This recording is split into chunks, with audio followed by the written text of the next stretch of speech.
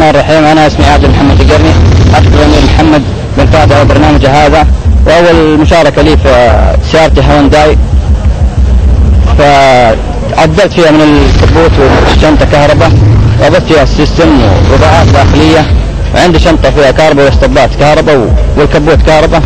أشكر قناة عرب موتر، أنا موتر هيد.